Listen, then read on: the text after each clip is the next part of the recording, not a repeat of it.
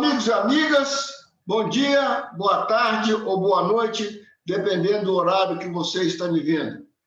Você está no canal virtual da Escola de Educação Emocional. E eu sou Márcio Lúcio de Miranda, médico ginecologista, obstetra, psicoterapeuta e treinador de habilidades de relacionamento interpessoal. Nós estamos hoje no nosso 39º encontro do treinamento das habilidades de relacionamento interpessoal, treinamento esse virtual. Então, vamos dar início ao nosso treinamento com os nossos avisos habituais. Se você gostar desse vídeo, se você gostar desse programa, se você está se beneficiando com esse treinamento, por gentileza, dê um like. Não esqueça de compartilhar. E se você não está inscrito, essa é a hora de você inscrever. Precisamos de engrossar fileiras para que a nossa comunidade de relacionamento interpessoal ganhe força e ganhe uma posição de destaque no YouTube. Muito bem. Então, vamos agora para o nosso ritual. Vocês estão lembrados, o ritual é tudo aquilo que a gente faz para iniciar qualquer atividade e a gente faz com o intuito de ter um melhor desempenho, porque é uma atividade que nos faz ficar concentrados e focados. Muito bem. O ritual, ele é formado por 5 etapas. A primeira etapa, vocês já sabem, vocês já conhecem, é a pausa. Então, nós vamos fazer a pausa, fixando o nosso olhar em um ponto e aguardando que os nossos pensamentos desapareçam. À medida que a gente vai concentrando a nossa atenção no ponto escolhido, os pensamentos vão se escasseando. E a gente diz, então, que a gente conseguiu fazer a pausa. Então, vamos à primeira etapa, a pausa.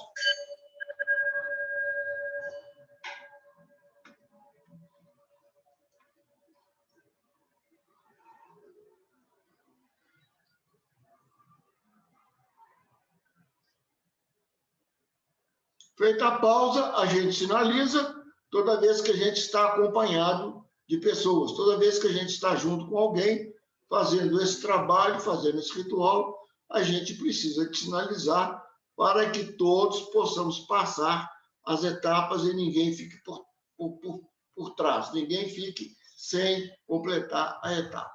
Muito bem, vamos agora para o segundo momento, que é o foco. De olhos fechados, a gente então vai escolher um foco para a gente depois fazer um desejo, fazer uma intenção.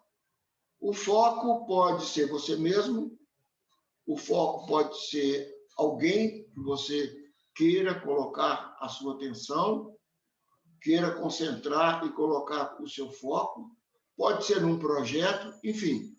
É importante que o foco seja apenas num objeto ou numa pessoa, para que ele não perca a força. Então, de olhos fechados, vamos ao nosso foco.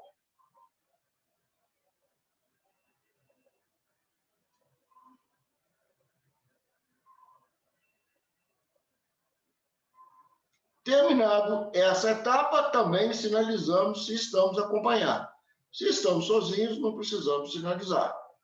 Então, vamos para a terceira etapa, ainda de olhos fechados, nós vamos criar uma intenção para esse foco. O que é uma intenção? É um desejo.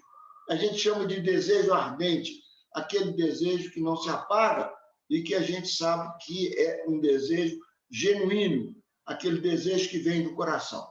Para a gente encontrar esse desejo, basta a gente fechar os olhos e deixar que palavras passem na nossa tela mental, até que a gente encontre uma palavra que represente o nosso desejo. Esse desejo é aquele que vem do coração. Então, vamos lá à nossa intenção.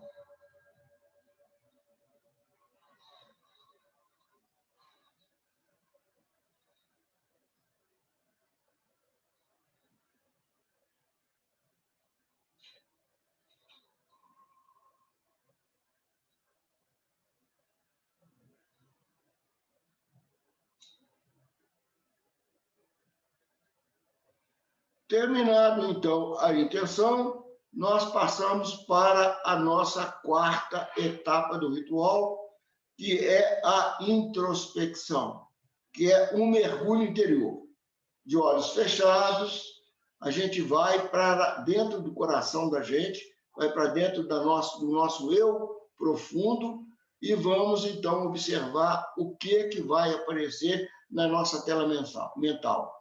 Poderão aparecer palavras, poderão aparecer imagens, enfim, é o momento de deixar livre a mente para que ela traga lá do nosso território de intuição alguma mensagem para nós.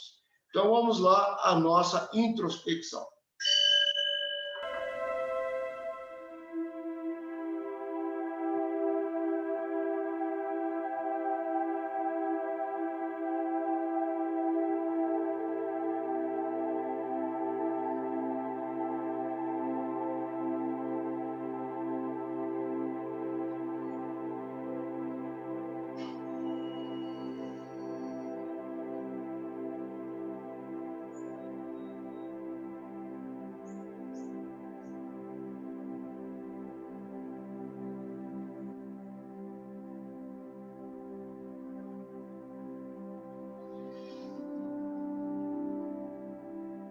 Terminada essa quarta etapa, nós então passamos para a quinta etapa, que é a da partilha.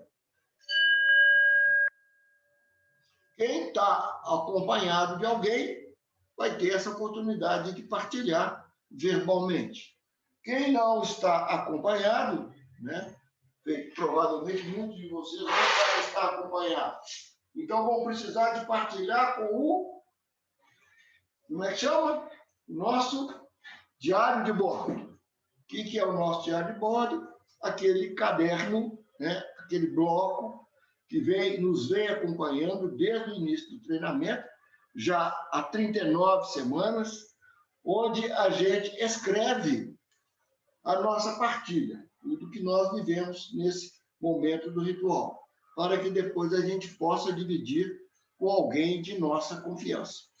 Então, eu vou fazer com vocês, né, a partilha com o meu diário de bordo, para servir de companhia para vocês. Mas, logo em seguida, eu vou ter o privilégio e a alegria de poder partilhar com vocês esse momento meu, esse momento que eu vivi junto com vocês, o momento do ritual. Então, vamos lá, fazer a nossa partilha com o nosso diário de bordo.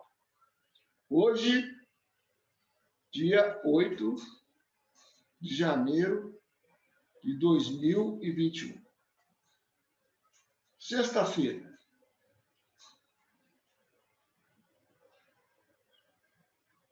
A minha pausa, o meu foco,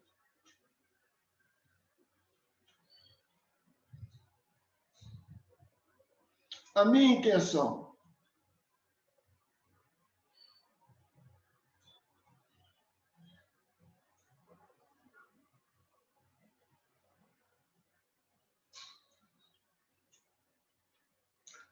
A minha introspecção.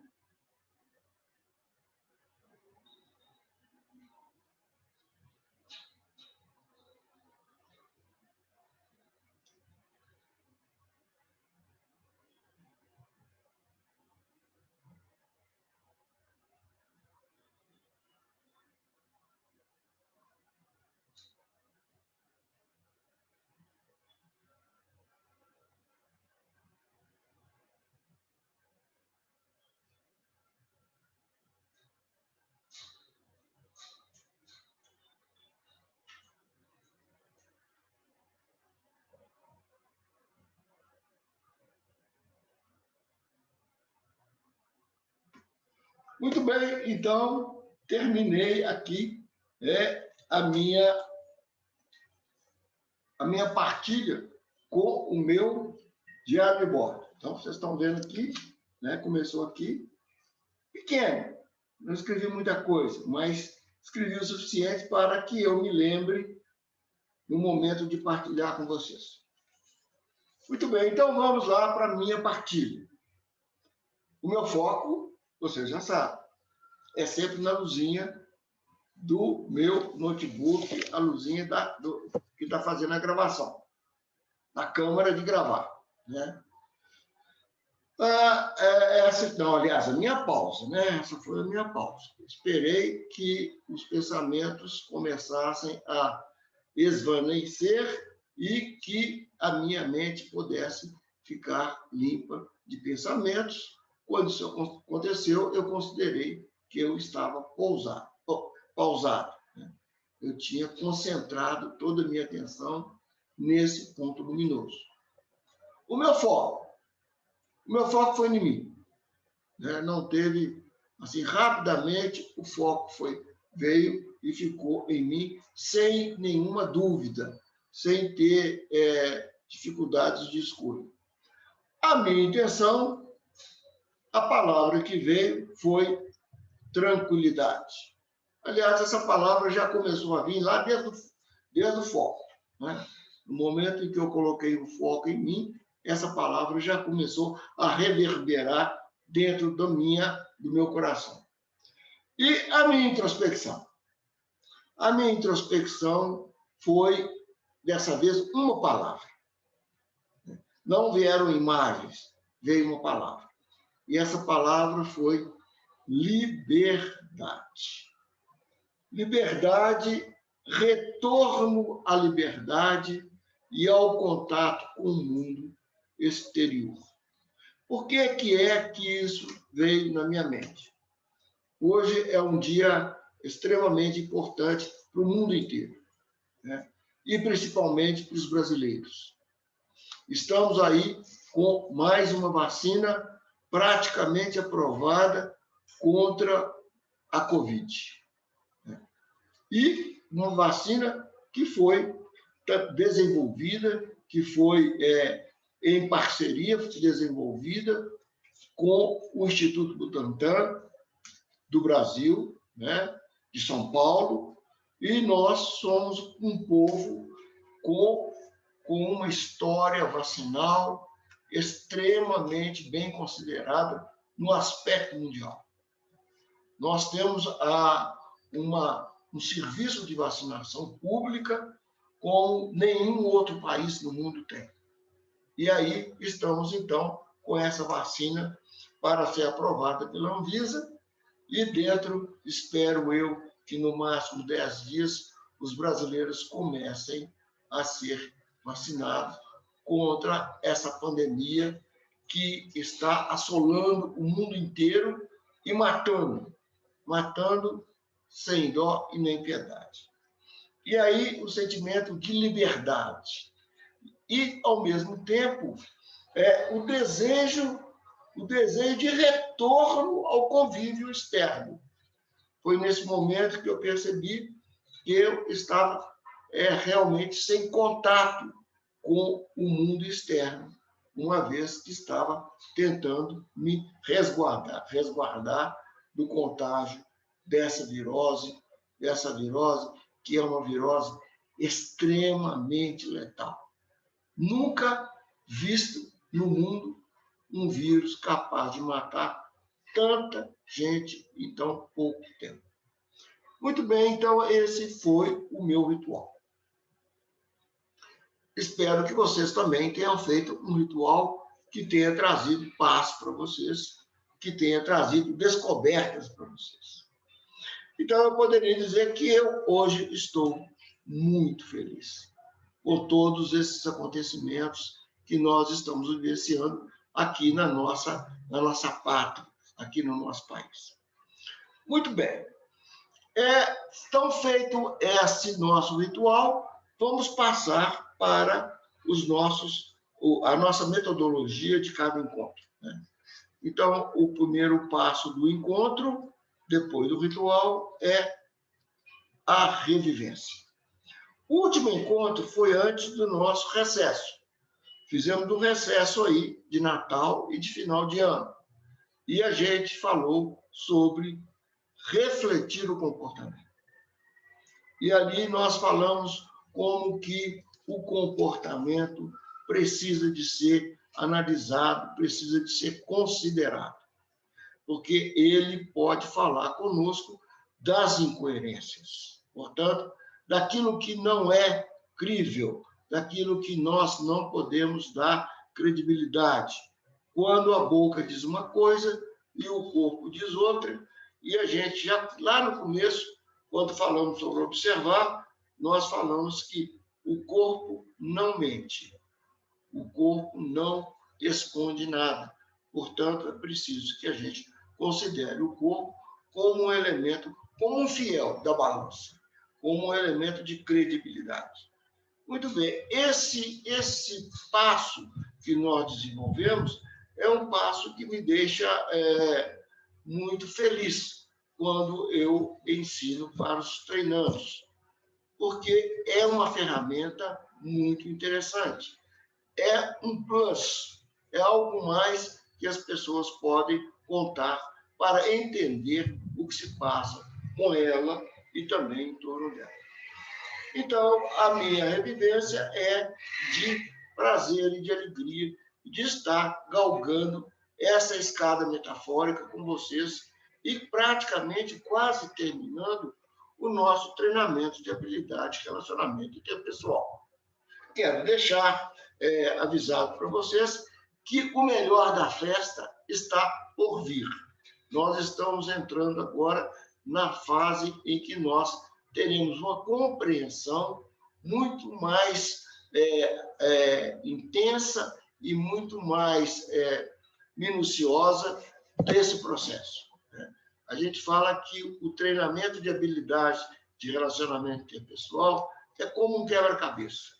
Enquanto não se coloca a última peça, a gente não tem a clareza de todo o processo. Muito bem. A explanação teórica eu praticamente já fiz com vocês.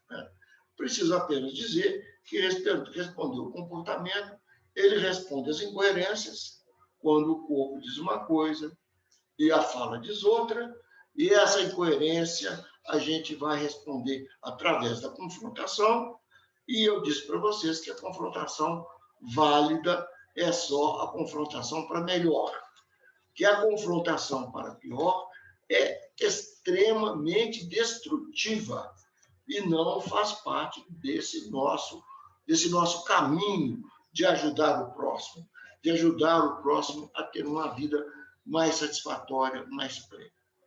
Muito bem, além de trabalhar com as incoerências, refletir o comportamento nos ajuda a trabalhar com as pessoas quando não existe a fala. Então, quando existe o silêncio. E a gente, então, falou que tem dois tipos de silêncio básicos, o silêncio movimentado e o silêncio parado. O silêncio movimentado, a gente diz que é um silêncio mensageiro, a boca não fala, mas o corpo grita por alguma coisa, grita por atenção, grita por ajuda, enfim, o corpo também fala. O corpo grita em sinal de protesto, muito bem. E esse é o silêncio movimentado, que a gente não precisa de preocupar com ele, porque ele é muito evidente. Ele é fácil de ser trabalhado e as mensagens são fáceis de ser decodificadas. Já o silêncio parado, a gente precisa de ter uma atenção maior com ele. Eu disse para vocês, quando a gente conversou a respeito de refletir o comportamento, que o olhar é muito importante para a gente identificar o tipo de silêncio parado. E a gente falou que o silêncio parado ele pode ser fértil, quando a pessoa faz um mergulho interior, quando ela faz uma introspecção, quando ela vai dentro do seu eu buscar aquelas coisas preciosas que ela precisa de tomar consciência para que a vida dela tenha um curso melhor, mais adequado. É o insight. Ela vai lá dentro e faz contato com as preciosidades, com a intuição dela. E aí ela vamos dizer assim, ela toma um banho de sabedoria. O silêncio interior, ele sempre, o eu interior está sempre oferecendo elementos que vão nos fazer cada vez mais sábios. Mas temos o silêncio interior infértil, que é aquele da depressão. É aquele que olhar é vago, é um olhar no horizonte, a pessoa se manifesta o mínimo possível e tem uma fisionomia que caracteriza uma profunda tristeza. Nós falamos que esse silêncio é o silêncio da pessoa que está desistindo de viver porque não está encontrando soluções, saídas para os conflitos que ela está vivendo. E que esse silêncio é o silêncio parado, não fértil, né? O silêncio da depressão precisa de um atendimento imediato. É a única situação em que nós temos que ajudar sem esperar que o ajudado peça ajuda. Porque em estado depressivo profundo, a pessoa não pede ajuda porque não consegue. E o primeiro tratamento é repor os neurotransmissores que estão espoliados. Então, nós temos que usar remédios, medicações, e em seguida vamos para os trabalhos cognitivos, a terapia, para ajudar as pessoas a formular saídas para aquele problema que ela acha que não tem saída. Muito bem. Então, com isso, nós fizemos a nossa revivência e fizemos a nossa revisão. Então, agora nós vamos entrar na explanação teórica do responder com os próprios sentimentos nos relacionamentos interpessoais do dia a dia. A gente falou no último encontro sobre o 38º encontro, nós falamos sobre responder com os próprios sentimentos no relacionamento de ajuda. Aliás, esse foi o último encontro. E a gente, então, diz que responder o comportamento é basicamente a gente se dá a liberdade, o ajudador se dá a liberdade de dizer para o ajudado como que ele, ajudador, se sente quando acompanha o ajudado, percebe o ajudado nas coisas que ele está falando e nas coisas que ele está vivendo. E aí também o ajudador sempre tem uma postura de confrontação para melhor. Então, a gente explicou da última vez que nós saímos da fase refletiva, aquela fase que a gente só refletia, todo elemento que o ajudado dava, a gente devolvia para ele de maneira sintética, buscando os pontos mais importantes na fala dele, devolvia para ele, para que ele pudesse refletir a respeito dessas coisas, e nós o aceitávamos, ou os aceitávamos, os ajudados, de maneira incondicional.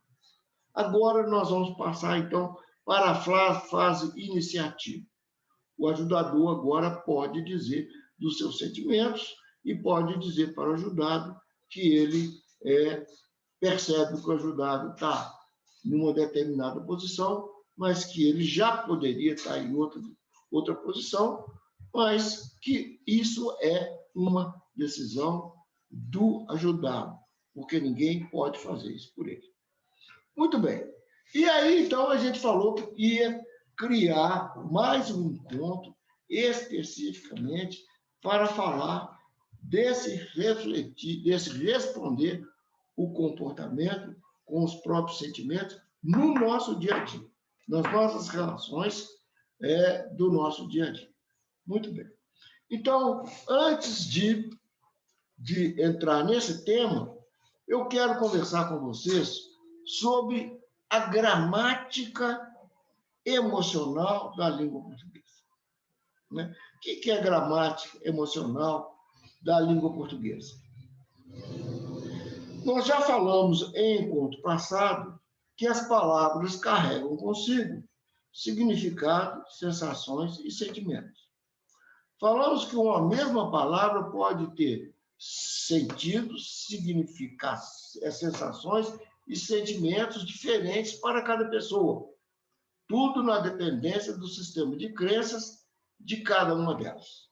Vocês estão percebendo, eu estou fazendo uma leitura, porque eu quero que vocês, que essas mensagens sejam muito claras, para que vocês possam compreender a nossa gramática portuguesa emocional. Muito bem. Hoje eu quero falar com vocês sobre os pronomes, os tempos do verbo e sobre a pontuação. Vamos começar pela pontuação. E aí eu quero começar a falar a respeito sobre iniciar com o ponto final. E dizer para vocês que o ponto final é afirmativo. Não deixa dúvidas. E encerra a questão. O ponto final encerra a questão. Ele pode ser autoritário, pode ser acusatório, ditador, vaidoso, dependendo da música que eu acompanho. O ponto final pode ser encrenqueiro, comprador de brigas, principalmente quando se refere ao próximo. Rotulador. Então, o ponto final diz assim, é isso e ponto final. Ele, às vezes, é afirmativo. Você é mentiroso. Nesse caso, ele é rotulador. Vaidoso. Eu sou o melhor nessa área. É categórico e pode transmitir firmeza e segurança. Eu vou fazer o que eu disse que eu faria. E estamos conversando. Eu tenho muito medo do ponto final. Todas as vezes que escuto, ponho as minhas barbas de molho. Ele é a pontuação dos ditadores e dos políticos mal intencionados. Para dizer a verdade, eu não gosto do ponto final. A não ser quando é dito por alguém que vai morrer nos próximos segundos. Porque a impermanência da vida sempre destrona o ponto final. O ponto final, numa vida impermanente, nunca é ponto final. Tudo pode acontecer.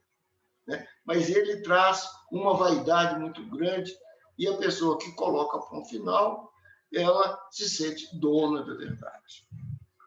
O ponto final é um convite à guerra e todas elas o tiveram como um componente fundamental dos seus alicerces.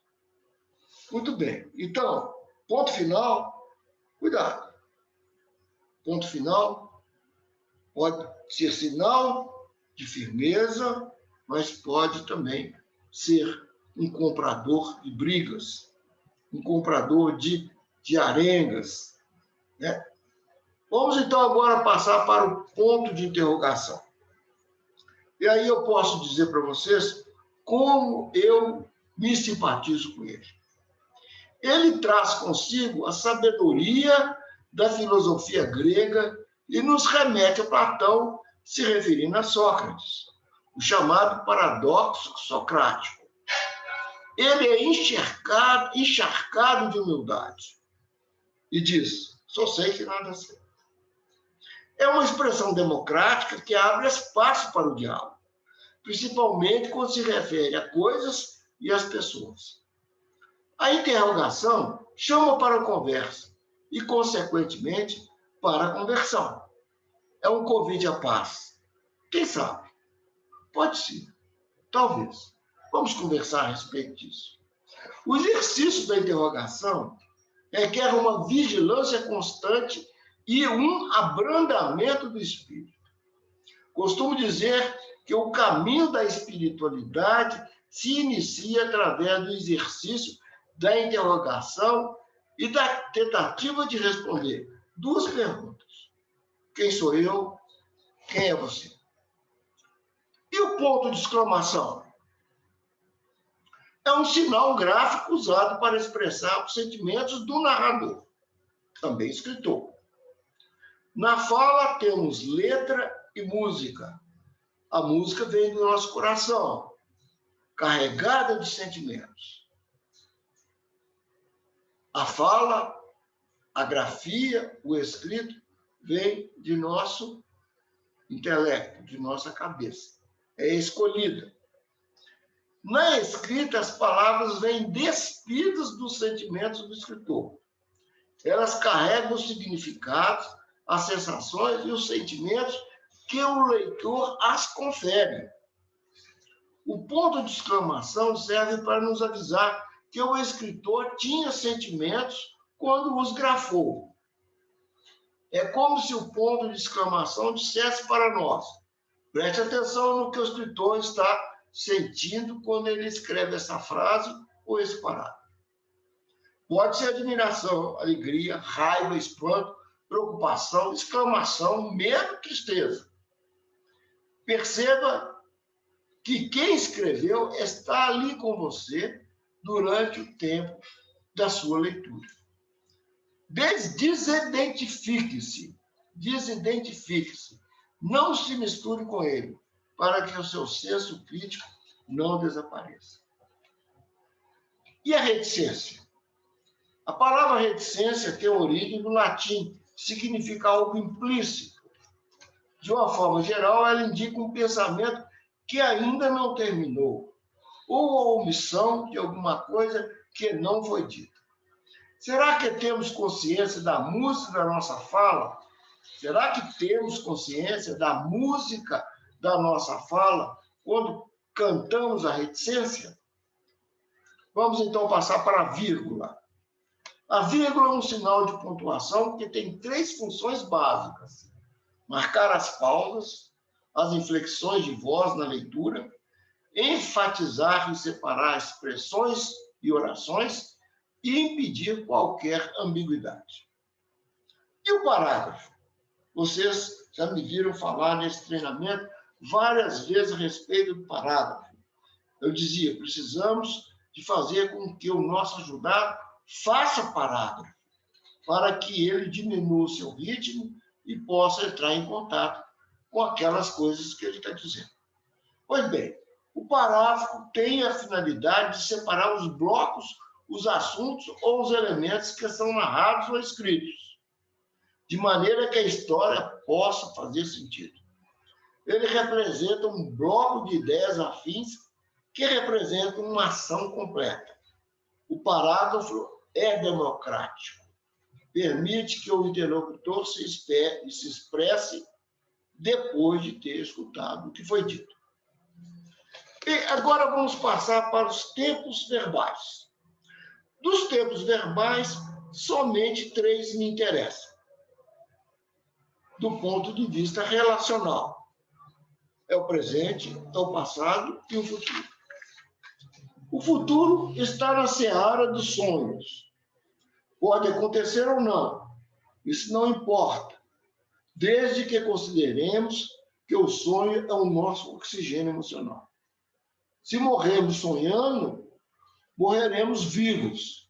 Se perdermos o sonho ou não o tivermos, estaremos mortos-vivos. Para quem está na entre safra e não tem o sonho no momento, ter o sonho de ter um sonho já é sonhar.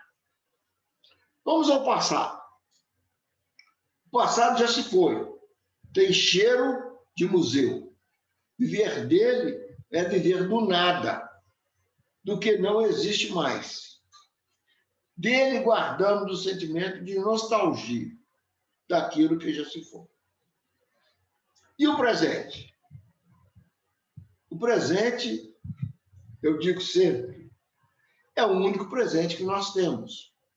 É o aqui e o agora. É vida. É o tudo que nunca passa, porque o foco fica sempre no aqui e no agora, no que está acontecendo. Portanto, não termine nunca, porque está sempre acontecendo. Onde você está e como você está. Se pergunte agora, meu amigo, minha treinando e meu treinando, da Escola Virtual de Educação Emocional. Qual é o tempo que você tem mais conjugado? Finalmente chegamos no pronome. Os pronomes. Eu, nós, você, tu, ele, eles. Então, vamos conversar um pouco a respeito desses pronomes. Eu diz respeito a mim. É uma forma evidente de assumir responsabilidades. Quando eu falo de mim, esgota a possibilidade do outro falar qualquer coisa. É um pressuposto básico que ninguém sabe de mim mais do que eu mesmo, embora alguns vaidosos e insanos possam pensar que sabem mais de mim do que eu mesmo. O eu é uma confissão que só é feita para quem merece, para quem eu confio e para quem eu acredito. O eu é entrega. Vamos ao nós.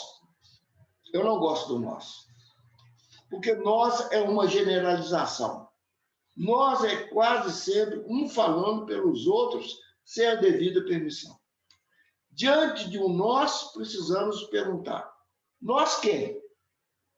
É uma forma manipulativa que tenta buscar força nos outros e cumpliciar. É uma forma de se esconder atrás dos outros. Eu, particularmente, odeio esse pronome nós. E, diante dele, fico sempre com o pé na frente e com o outro atrás. Vamos a você. Você e tu. São pronomes de segunda pessoa que se refere ao outro. Quando os usamos, o nosso dedo indicador aponta para quem está na nossa frente. Dependendo da música que toca, na nossa fala, eles podem ser um sinal de reconhecimento, de valorização, mas podem ser uma acusação, uma desqualificação, um rótulo. Ou o você e o tu podem chamar para um abraço ou para uma briga. Pode ser vaidoso quando é comparativo. Pode ser competitivo, pretensioso ou dono da verdade. Mas o pior papel do você e do tu é quando eles são acusatórios.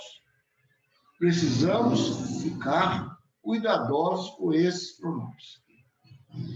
Ele e eles são os pronomes da fofoca. São conjugados pelas vítimas, aquelas pessoas que nunca percebem quais são as suas parcelas de responsabilidades nos episódios vividos. Responsabiliza os outros, esquecendo que são os resultados, que todos nós somos resultados de nossas escolhas. Não se lembram de que existe uma coisa chamada livre-arbítrio. Geralmente são reclamadores e chorões que nem uma criança quando alguém lhes tira a chupeta. Fizemos um desvio para chegar ao ponto que realmente nos interessa. Responder com os nossos próprios sentimentos nas relações interpessoais no nosso dia a dia.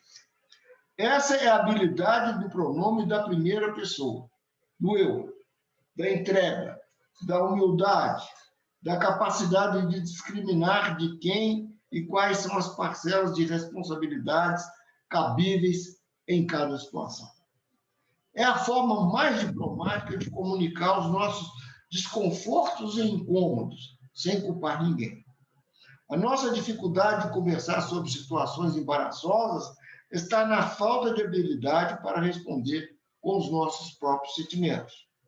Vamos criar um exemplo hipotético em termos de personagens, mas real em termos de comportamento humano, para que a gente possa compreender bem o que significa responder com os nossos próprios sentimentos no dia a dia, naquilo que a gente está vivendo, para que a gente possa, então, tirar proveito dessa história. A história é uma história inventada, embora ela traz situações da vida real. Se trata da história de Pedro e Marta, casados há mais de 15 anos, pais de 3 filhos, 2 meninas e um menino. Nos últimos 3 meses, Marta tem andado muito triste e, segundo alguns profissionais da saúde mental que ela procurou, não só está triste, mas deprimida. A vida perdeu a cor e a sua vontade de viver foi se escasseando. Marta tem observado o comportamento de Pedro e, embora ela não queira admitir para si mesma, houve uma modificação muito grande quando ela compara com os últimos anos. Pedro, cada dia que passa, chega mais tarde em casa. Sempre tem uma desculpa para justificar seus atrasos. Tem estado completamente desligado, desatento, e a comunicação com ele tem sido cada vez mais impossível. Marta já fez tudo o que sabia para resgatar sua relação com Pedro. E cada vez que tenta alguma coisa, alguma estratégia nova, a situação piora. Já reclamou, já brigou, já xingou, já chorou e nada adiantou. Marta está deprimida porque está se sentindo impotente, perdida e sem saída. Diante dessa situação, o que podemos fazer para ajudar Marta, já que o nosso treinamento busca dar ferramenta para nos ajudar a ajudar o próximo? A primeira coisa é escutar Marta e ajudá-la a desabafar, dizer tudo que a assombra. A segunda coisa é ajudá-la a perceber qual é o papel da sua participação nessa crise que ela vem vivendo. E, finalmente, ajudá-la a se comunicar com Pedro. Precisamos que ela consiga abrir as portas da comunicação para que uma solução possa ser encontrada. Acusações, ameaças, culpabilização, vitimização são atitudes que aumentam o fechamento e a intensidade do conflito. Vamos imaginar uma conversa de Marta com Pedro, onde o verbo será conjugado apenas na primeira pessoa. Diz Marta: Pedro, eu preciso muito de um tempo para poder dizer o que está se passando comigo. Eu prometo, não vou falar nada a seu respeito. Não vou te culpar, nem te cobrar nada. Não vou me posicionar como vítima. Você pode me escutar? Com essa mudança brusca de comportamento da Marta, Pedro deve ter se assustado. Desconfiado, ele acena com sinal verde. E Marta, então, começa a dizer: Pedro, eu casei pensando que eu teria um companheiro para o resto da vida. E percebo agora que eu estava enganado. Criei expectativas e ilusões. E agora todo o meu sofrimento está baseado nessa ilusão que eu criei.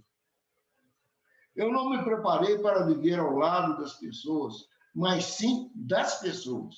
E com isso desenvolvi dependências que estão me custando um preço incalculável. Não estou te pedindo que mude os seus comportamentos. Você deve estar fazendo o melhor para você. Preciso encontrar um novo caminho para a minha vida. Preciso conquistar a minha autonomia econômica e emocional. Sei que isso demorará um tempo, mas quanto mais rápido eu começar, mais rápido eu me livrarei desse sofrimento. Não vou te cobrar nada mais. Te peço apenas paciência comigo. Você não é responsável pelos meus sentimentos. Você só os estimula e eu os escolho viver. E, por fim, então, depois dessa conversa,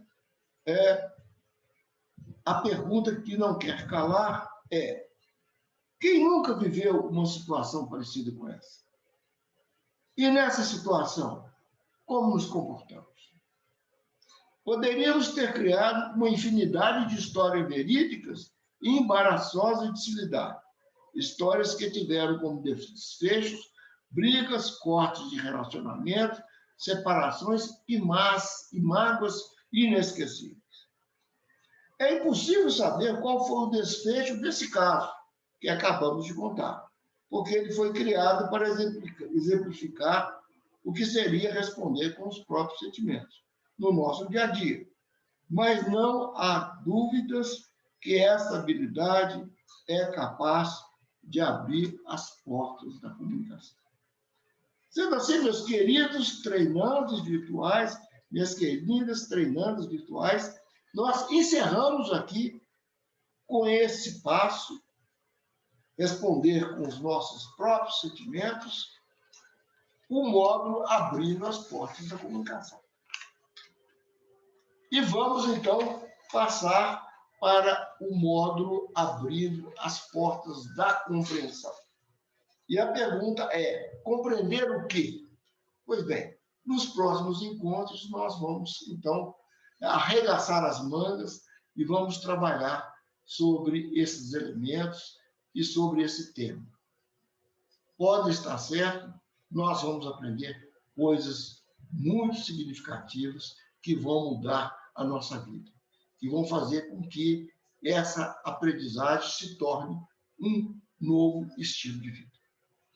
Muito obrigado pela paciência e até o nosso próximo encontro. Um grande abraço e na próxima semana estaremos, então, abrindo as portas da compreensão. Um grande abraço e até a próxima. Até logo!